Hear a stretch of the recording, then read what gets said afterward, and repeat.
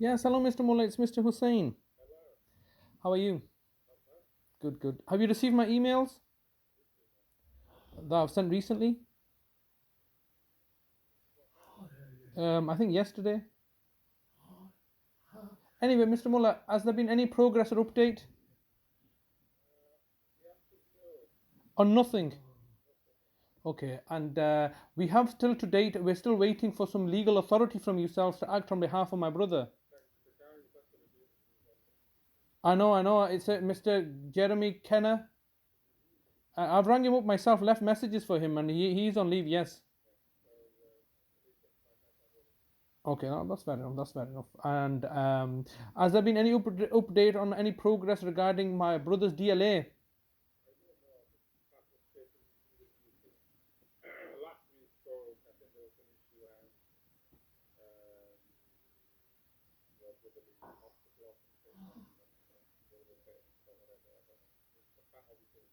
Yeah, yeah, no, she did mention that to me because obviously, as you know, my brother was taken into hospital on the 3rd of August 2018, and he was then subsequently discharged into my care on the 14th of December 2018.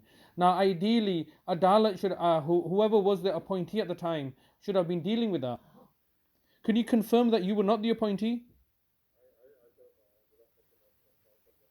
Oh, come on, Mr. Mullah. Look, I'm ringing you up every day. We are suffering as a consequence of the present situation, and you're just washing your hands of the situation. But the circumstances are such that you're limited in what you can disclose to me. Considering now that obviously my brother's out in the community, there have been certain attempts trying to make that he doesn't know. All the things that you're doing are valid and justified if my brother lacks mental capacity. If he doesn't lack mental capacity, then everything that you're doing is unlawful. That's what it comes down to, and that's why Miss Verdanian was telling me to fill in a COP2 form. Oh, sorry, a COP3 form, which was a mental capacity assessment report. When I initially spoke to her, so until you can satisfy yourself that my brother lacks mental capacity, all your actions are not justified.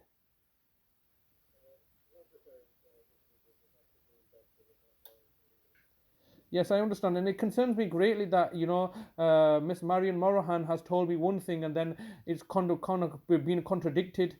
And Miss Man's been dealing with this case, and it's just been bounced around. Each week that goes by, we're suffering. You see. Can I just confirm that Monday we'll be receiving 2 weeks' money because obviously we're struggling now. Okay, all right. And once again, I advise yourselves. I mean, obviously, Mr. Mullah, I understand that you're in a bit of a situation yourself. You can't disclose much information to me because you have to follow instructions by what your legal team are saying. But I would have asked yourselves to, at this stage where Miss Nota has agreed with me and many other people are agreeing with me, and I'm sure you will agree with me that it's not acceptable where you're failing to provide any legal framework to my brother at least. And I've explained to yourself, and I'm going to continue to shout out to the whole world until I'm blue in the face that my brother does not lack mental capacity. And so, therefore, the soon as we can get these issues resolved with, in fact, Mr. Mullah, my mother, there's an ongoing case with the local authority, and my looking to depose my rights for my own 86-year-old mother. She suffers from dementia, and she barely she can't remember things. But even her, according, as far as my interpretation of the legislation is, even according to even at her, debilitated state, she does not come under the Mental Capacity Act because she could still take in information, weigh that information up, and make decisions. And so, therefore, it concerns me greatly that, unfortunately, Mr. Mullah, that you are maybe knowingly or unknowingly or wittingly or unwittingly becoming party to a process that is causing us a harm, alarm, and distress.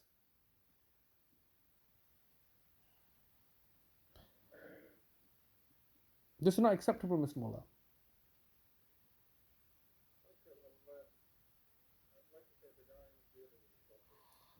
Okay, but I'm not on leave. My brother's not on leave. We need this issue resolved with. It's now been nearly 2 years after the event. There's no way that the Court of Protection would have awarded you, the local authority, deputyship because you were not even a party to those proceedings. What normally happens is the Court of Protection, when there are circumstances where there is absolutely nobody appropriate to be on a deputy, there's a panel of deputies like a solicitor's firm that normally become the deputy. I don't believe that you, the local authority, or the councils are on that panel.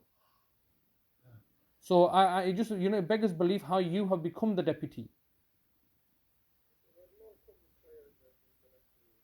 Well, I mean, yes, but in the meantime, obviously we're suffering now. As a consequence of this, I believe that there have been certain allegations made to the Office of the Public Guardian looking to depose or remove the lasting power of attorney. I mean, as it presently stands, Mr. Mullah, and I don't want you to take more of your time up. I know I'm conscious of the fact that you're giving me your time.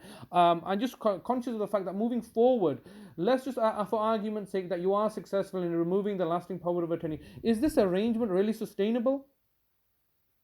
It's not really sustainable, is it? Where, for example, if my brother was to leave the country again, you wouldn't even know, because I'm not obligated to tell you, and neither is my brother. And it concerns me greatly that you want receipts on where we're spending the money. That's an invasion of his privacy. Like I said, these laws are justified under very unique circumstances where an individual lacks capacity, and the state quite rightly has to intervene for his own protection or his or her own protection. Due to them, if they don't intervene, there's a serious risk to life or exploitation by other people. Yes, but these are not those circumstances, and you cannot, I'm sure many of the clients that you deal with are, unfortunately not in a situation where they have family members or anybody else that can take on that role, and the state quite rightly has to intervene.